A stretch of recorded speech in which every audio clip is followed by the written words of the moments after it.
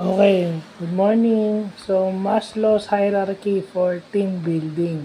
So, ito yung pag-a-apply ng Maslow's hierarchy of needs. Pero ito sa team building. So, syempre, lahat naman tayo meron tayong kinabibilangang team kung tayo ay nasa corporate world. Kung nandun tayo sa corporate world, dapat tayo belong sa mga teams. Lalo na sa BPO o Business Process Outsourcing, may kanya-kanyang team yan. Sa barangay nga, may team leader. Diba? So, ito yung application ng hierarchy of needs ni Abraham Maslow, pero sa team building. Unang-una sa lahat, basic needs o yung physiological needs. Kailangan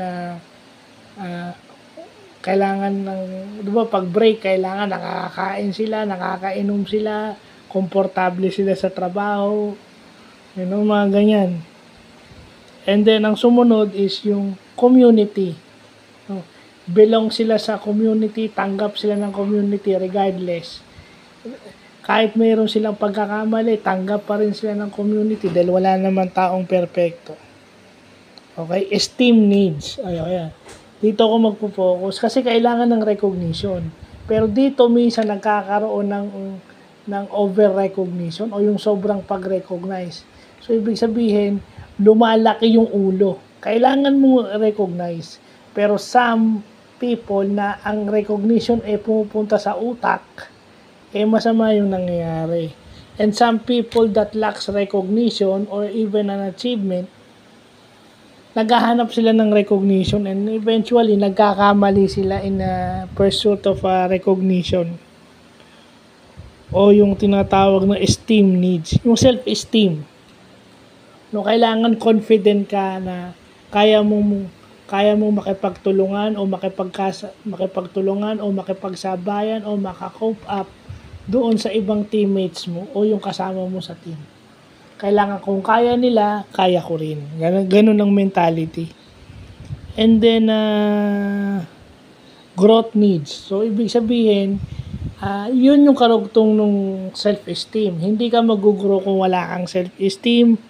And then, kung meron ka ng self-esteem, meron ka ng development,